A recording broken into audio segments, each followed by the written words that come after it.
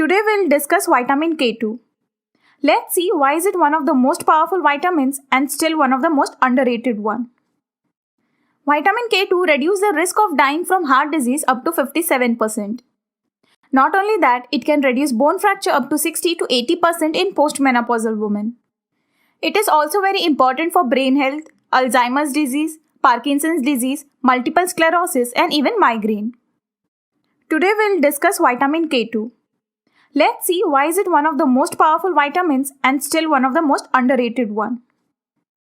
Vitamin K2 reduces the risk of dying from heart disease up to 57%.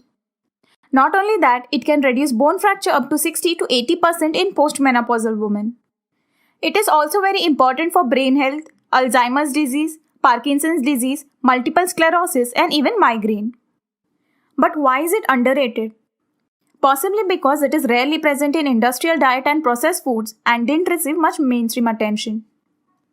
Now let's see how it actually works. It reduces the narrowing of blood vessels by reducing the unnecessary calcium buildup in the artery. It basically regulates the calcium deposition in our body.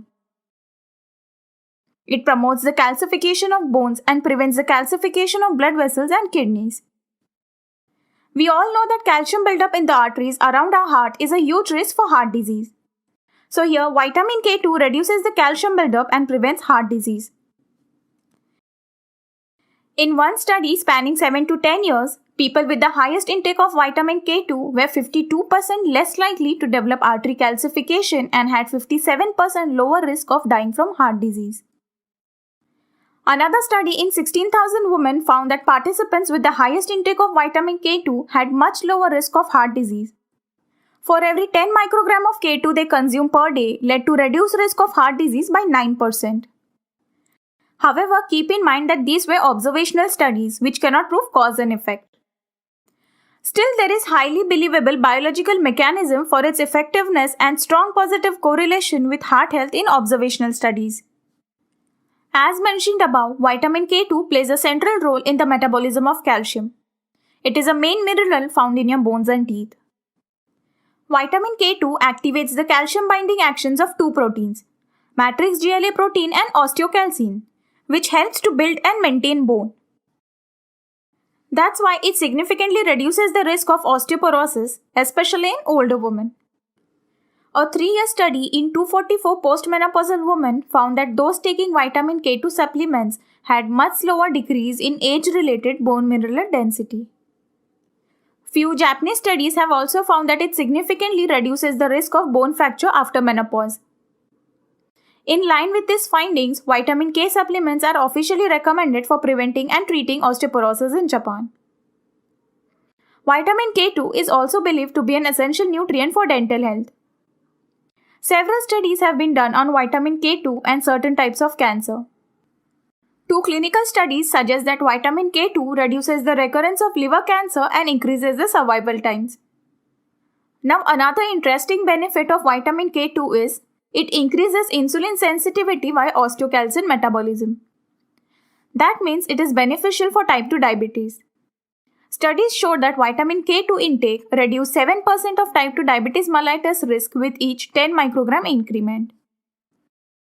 It also had lipid lowering and anti-inflammatory property. Now let's see how to get the vitamin K2.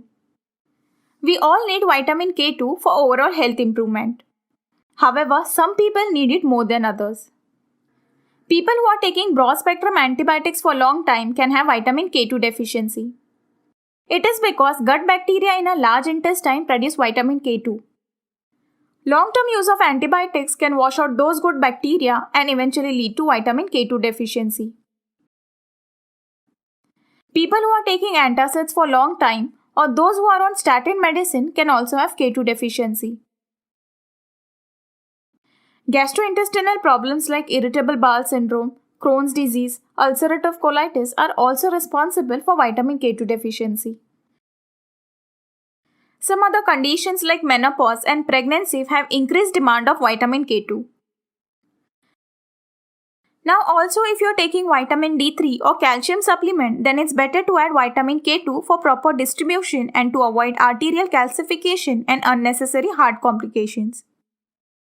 We will make a detailed video on that topic as well. Now let's talk about sources of vitamin K2.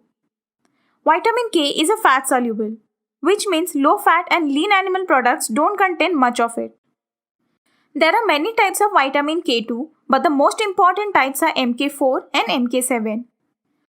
Foods high in MK4 type of vitamin K2 are fatty meat like pork and beef, animal fat like lard and tallow, organ meats like beef, duck and chicken liver, dairy products from grass-fed cows, poultry and egg yolk. Vitamin K2 MK7 is found most abundantly in fermented foods like Japanese natto, sauerkraut and other fermented legumes. Natto is a potent source of K2 MK7. It provides around 150 microgram per 1 tablespoon, which is 200% of your recommended daily value.